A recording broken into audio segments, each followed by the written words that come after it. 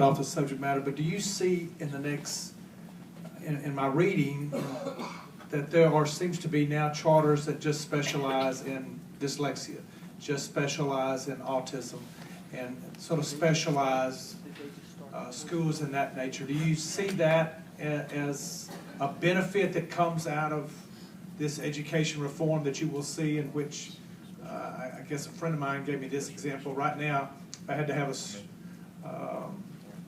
surgery on my shoulder, I'll go to a specialist, not to my local GP for the surgery. And do you see that because of the extra funding that comes along, so many of the kids in my area,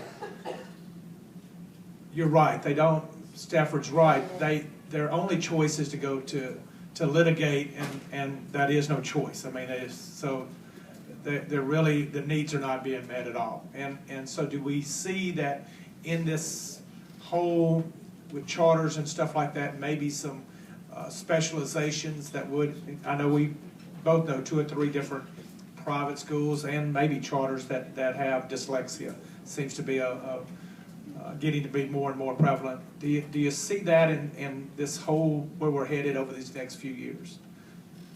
I do, and I think, you know, and we've talked about one at this committee that specializes in dyslexia, where there's another proposal I know that's being discussed, and I would hope to see more proposals for more severe disabilities that start to come forward.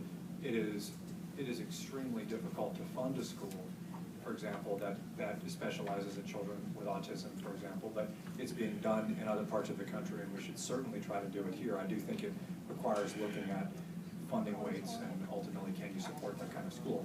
At the same time, I think you do need a mix. I don't think you ever want to get to a place where you say that children with IEPs should be served only in environments that are exclusive to children with IEPs, because I think that would be a mistake too. I think the right approach is to have a good array of options, and then to always be hoping to graduate the child toward whatever their needs are, moving them forward in a learning setting.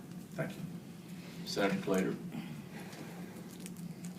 Thank you, Mr. Chairman. I thought you said you had to get your shoulder done by the vet in Walsworth, where y'all are from. Thank you, Mr. Chairman.